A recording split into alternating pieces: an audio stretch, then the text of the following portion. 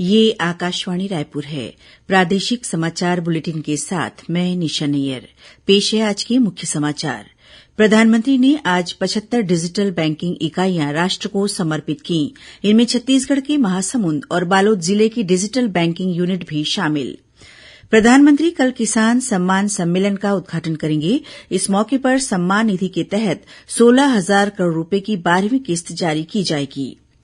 छत्तीसगढ़ विधानसभा के उपाध्यक्ष मनोज मंडावी का आज निधन। राजकीय सम्मान के साथ गृहग्राम नाथिया नवागांव में किया गया अंतिम संस्कार। एक दिन के राजकीय शोक की घोषणा। और बीजापुर जिले में आज माओवादियों द्वारा जन अदालत लगाकर 2 ग्रामीणों की हत्या किए जाने की खबर। पुलिस जांच में जुटी। अब समाचार विस्तार से। प्रधानमंत्री नरेंद्र मोदी ने आज 75 डिजिटल बैंकिंग इकाइयां राष्ट्र को समर्पित की।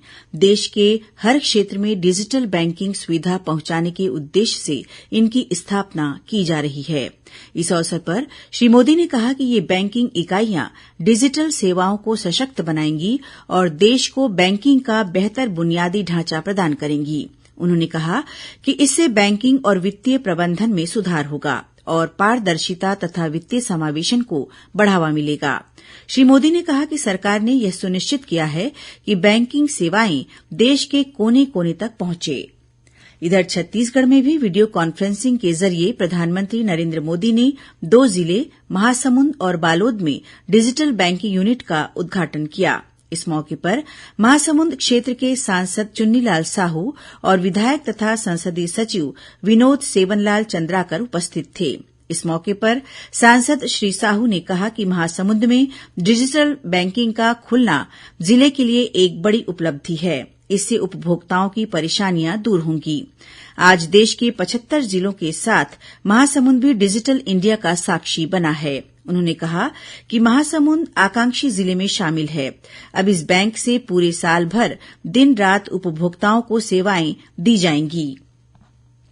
गौरतलब है कि डिजिटल बैंकिंग इकाइयां लोगों को विभिन्न प्रकार की बैंकिंग सुविधाएं प्रदान करेंगी। इनमें बचत खाता खोलना, बैलेंस की जानकारी, पासबुक प्रिंट करना, राशि अंतरण करना, सावधि जमा में निवेश करना, ऋण आवेदन, क्रेडिट तथा डेबिट कार्ड के लिए आवेदन करना और विभिन्न प्रकार के भुगतान शामिल हैं।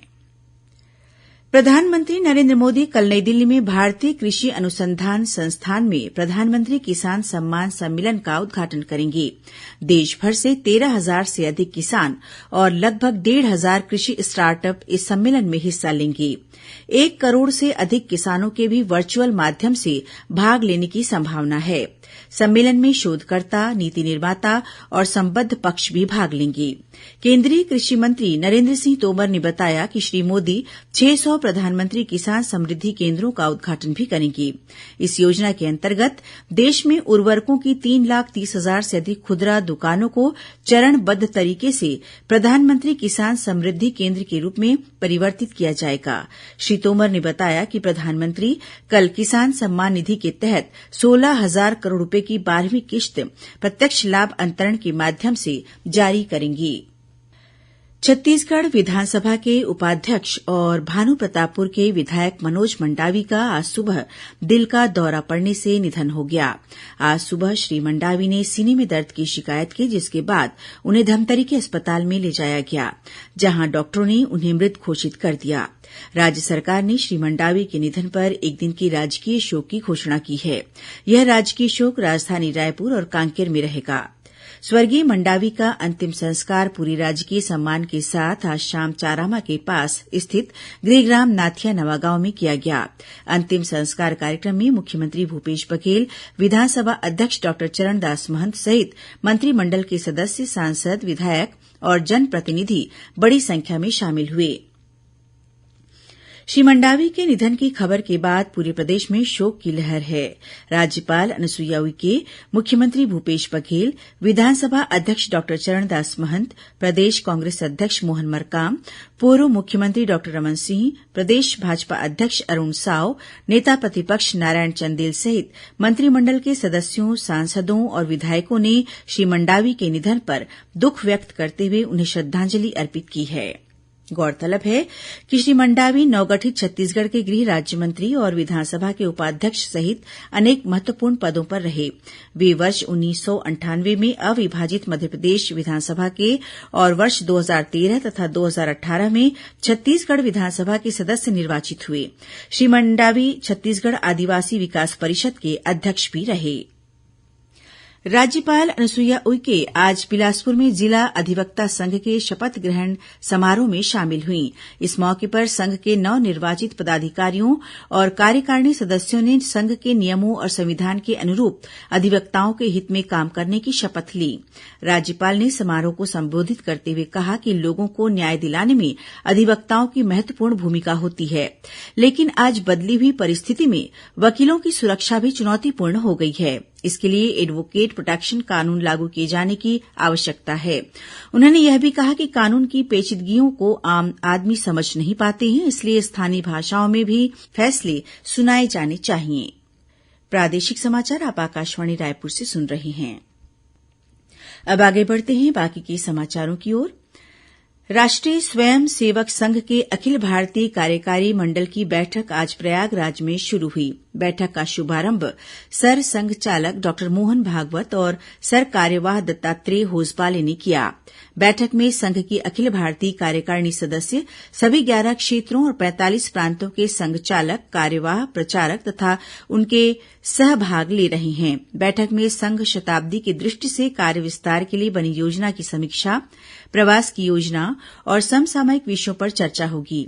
इसके अलावा सर संघ चालक की विजयादशमी के दौरान उद्बोधन में आए विषयों, जनसंख्या असंतुलन, मातृभाषा में शिक्षा, सामाजिक समरसता और महिला सहभाग पर चर्चा होगी। यह बैठक 19 अक्टूबर तक चलेगी। कोंडागांव जिला कलेक्टर दीपक सोनी और पुलिस अधीक्षक दिव्यांग पटेल ने मोटरसाइकिल पर जिले के माओवाद प्रभावित क्षेत्र कुधूर पहुंचकर भंवरडीह नदी में पुल निर्माण स्थल का मुआयना किया। साथ ही आश्रित ग्राम गुमियापाल में इंद्रावती नदी और भंवरडीह नदी के संगम स्थल का जायजा लिया। भ्रमण के दौरान कलेक्टर और पुलिस अधीक्षक ने ग्रामीणों से बातचीत कर खेती किसानी, राजीव गांधी किसान न्याय योजना की राशि का भुगतान, बच्चों की पढ़ाई, आंगनबाड़ी केन्द्र में माताओं और बच्चों को पोषण आहार की उपलब्धता के बारे में जानकारी ली। उन्होंने ग्रामीणों की मांग पर तुमड़ी वाल में पेयजल के लिए 5 हैंडपंप, कुधूर धर्माबेड़ा मार्ग पर 6 पुलिया निर्माण की स्वीकृति के साथ ही कुधूर में वन धन केन्द्र की स्वीकृति और चिरौंजी प्रसंस्करण यूनिट की स्थापना की भी मंजूरी दी। बीजापुर जिले में आज माओवादियों द्वारा जन अदालत लगाकर 2 ग्रामीणों की हत्या किए जाने की खबर है। हमारे संवाददाता से मिली जानकारी के मुताबिक पेद्दा कोरमा निवासी राजू मोडियम और पुसनार निवासी दुला कोडमे की हत्या की गई है। जिले के पुलिस अधीक्षक आंजनेय वार्ष्णे ने बताया कि पुलिस द्वारा घटना की जांच की जा रही है। उन्होंने कहा कि हत्या के संबंध में कोई शिकायत या रिपोर्ट थाने में दर्ज नहीं कराई गई है। वहीं इसी जिले के तोयनार मोड़मेर मार्ग पर तलाशी अभियान के दौरान सुरक्षा बलों की टीम ने पेरमा पारा के जंगलों के पास कच्ची सड़क पर 3 किलोग्राम वजनी आईईडी बरामद किया, जिसे मौके पर ही बम निरोधक दस्ते की टीम ने निष्क्रिय कर दिया। दुर्ग जिले के ग्राम पौवारा में स्थित शासकीय उच्चतर माध्यमिक विद्यालय में पुलिस चौपाल लगाया गया। इस कार्यक्रम में पुलिस अनुविभागीय अधिकारी पाटन के देवांश सिंह राठौर ने विद्यार्थियों को यातायात जागरूकता और साइबर अपराध से बचने के उपाय बताए। कार्यक्रम की शुरूआत में रक्षा टीम प्रभारी संगीता मिश्रा और उनकी टीम ने छात्र छात्राओं को महिला सुरक्षा संबंधी अपराध से बचाव के लिए और कानून में महिलाओं को प्राप्त संरक्षण की जानकारी दी। इस मौके पर पुलिस द्वारा बनाए गए एप्लीकेशन अभिव्यक्ति को सभी छात्राओं के मोबाइल में डाउनलोड कराया गया। अब पेश है मौसम का हाल। प्रदेश से मानसून की विदाई का सिलसिला शुरू हो गया है। दक्षिण पश्चिम मानसून की विदाई रेखा आगे बढ़ते हुए बिलासपुर को पार कर गई है। हालांकि बंगाल की खाड़ी से पर्याप्त मात्रा में आ रही नमीयुक्त हवाओं के कारण आगामी 24 घंटों के दौरान प्रदेश में कुछ स्थानों पर हल्की से मध्यम वर्षा होने की संभावना है। वहीं 1-2 स्थानों पर गरज चमक के साथ आकाशीय बिजली गिरने की चेतावनी भी दी गई है। मौसम विभाग के मुताबिक अगले 48 घंटों में प्रदेश के कुछ और भाग से मानसून की विदाई हो सकती है। भारत निर्वाचन आयोग ने राष्ट्रीय मीडिया अवार्ड के लिए मीडिया संस्थानों से आगामी 30 नवंबर तक नामांकन आमंत्रित किए हैं। अवार्ड के लिए इच्छुक संस्थान अपना नामांकन सीधे भारत निर्वाचन आयोग को निर्धारित समयावधि में प्रेषित कर सकते हैं। गौरतलब है कि भारत निर्वाचन आयोग द्वारा मतदाता जागरूकता के क्षेत्र में उत्कृष्ट कार्य करने वाले मीडिया संस्थानों को 4 श्रेणियों में बांटा गया है। यह श्रेणियां हैं print media, electronic media television, electronic media radio और ऑनलाइन सोशल मीडिया इंटरनेट। और अब कुछ खबरें संक्षेप में। राज्यपाल अनुसुईया उइके अपने बिलासपुर प्रवास के दूसरे दिन कल 17 अक्टूबर को छत्तीसगढ़ सर्व आदिवासी समाज द्वारा आयोजित आदिवासी लोक कला महोत्सव कार्यक्रम में शामिल होंगी। जिला रोजगार और स्वरोजगार मार्गदर्शन केन्द्र द्वारा कल 17 अक्टूबर को रायपुर के पुराना पुलिस मुख्यालय परिसर में सुबह 11 बजे से दोपहर 2 बजे तक प्लेसमेंट कैंप का आयोजन किया जाएगा। मोहला मानपुर अंबागढ़ चौकी जिले के डोमीकला बेस कैंप में पदस्थ आरक्षक वेदराम ने अपनी ही सर्विस राइफल से गोली चलाकर खुदकुशी कर ली। आरक्षक बिलासपुर जिले के कोटा का रहने वाला था। फिलहाल आत्महत्या के कारणों का पता नहीं चल सका है। दुर्ग में गंजपारा की 4 दुकानों में आज तड़के शॉर्ट सर्किट से आग लग गई। इस आगजनी में करोड़ों रुपए के नुकसान होने की आशंका है। और महाराष्ट्र पुलिस ने करोड़ों रुपए के जमीन घोटाले के आरोपी को दुर्ग से गिरफ्तार किया है। आरोपी कुलदीप सिंह पर महाराष्ट्र के पालघर जिले के वसई थाना क्षेत्र के अंतर्गत 11 एकड़ जमीन घोटाले का आरोप है। अंत में मुख्य समाचार एक बार फिर। प्रधानमंत्री ने आज 75 डिजिटल बैंकिंग इकाइयां राष्ट्र को समर्पित की। इनमें छत्तीसगढ़ के महासमुंद और बालोद जिले की डिजिटल बैंकिंग यूनिट भी शामिल। प्रधानमंत्री कल किसान सम्मान सम्मेलन का उद्घाटन करेंगे। इस मौके पर सम्मान निधि के तहत 16,000 करोड़ रुपए की 12वीं किश्त जारी की जाएगी।